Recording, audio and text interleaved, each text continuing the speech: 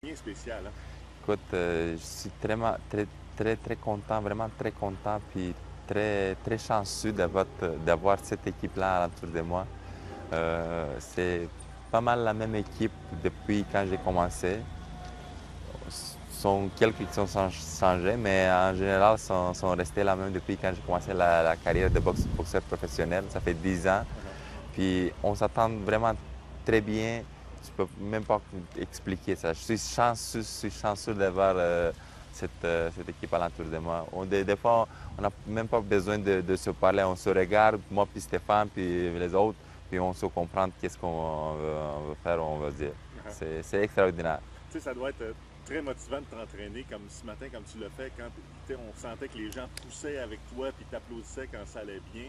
Mais par contre, quand ça va mal, tu sais, quand tu as perdu en Angleterre, tu as eu l'impression, j'imagine, que tout le monde tu sais, perdait aussi avec toi. On perd en équipe puis on gagne en équipe. C'est ça, c'est ça. C'est dur, c'est normal. C'est Lucien qui est sur le ring. C'est Lucien qui va devrait livrer la marchandise.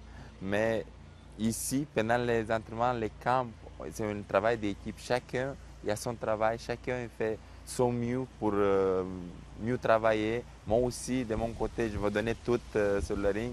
Puis c'est vrai, c'est un travail d'équipe. Je perds sur le ring si je perds, mais c'est toute l'équipe qui perd, toute l'équipe qui souffre, toute l'équipe qui va être déçue pour ça. Si on gagne en équipe. On est tous contents.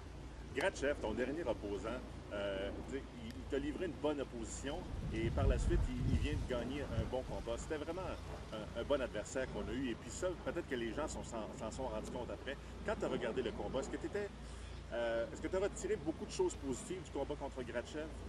Écoute, c'est clair que je suis venu tout de suite après la défaite d'Angleterre avec Carl Froch. Euh, Mentalement, j'étais pas 100%, j'étais probablement à 60-70. J'avais des hésitations, j'avais des doutes dans ma tête.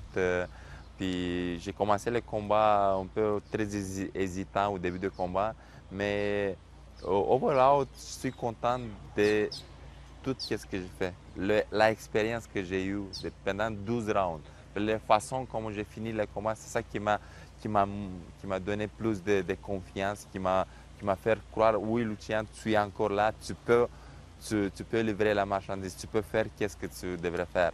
Puis ça m'est resté dans ma tête. Les trois derniers rounds avec Grachev, en plus la deuxième, ça m'est resté dans ma tête. Puis c'est clair que j'aimerais commencer le 25 à partir du 12e, par exemple. OK. Tu sais, dans ton combat contre Gratchev, au milieu du combat, on a senti un passage à vide. Est-ce que, effectivement, tu avais tendance à avoir une baisse de régime toujours aux environs du 5e, 6e round, puis c'est un peu ce que vous tentez de corriger avec des entraînements comme ce matin? C'est un combat de 12 rounds, c'est dur, physiquement c'est tellement très dur. Tu ne peux pas garder tout le temps un rythme, imposer un rythme énergétique très élevé. C'est clair que ça arrive des fois des rounds quand tu te reposes un peu, pour te récupérer.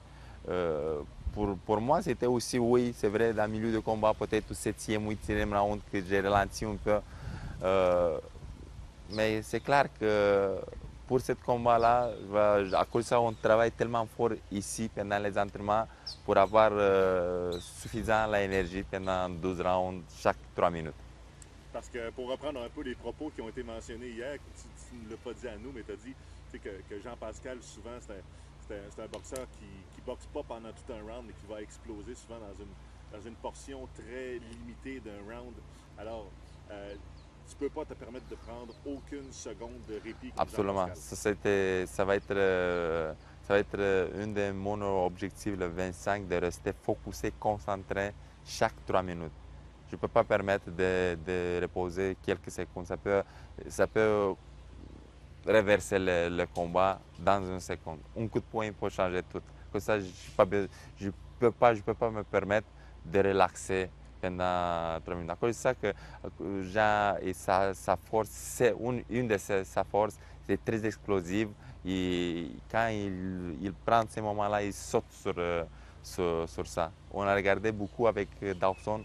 Il a fait pas mal, il a exploité ces choses-là beaucoup. Il a surpris Dawson quelquefois très, très solide, pendant quand Dawson était très, très relax devant lui.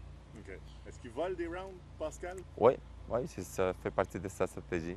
OK. Ça, si on regarde, oui, tout le temps, les dernières 20 secondes, il essaie de voler le round pour les yeux des arbitres, des juges, pour donner le round. Ça marche.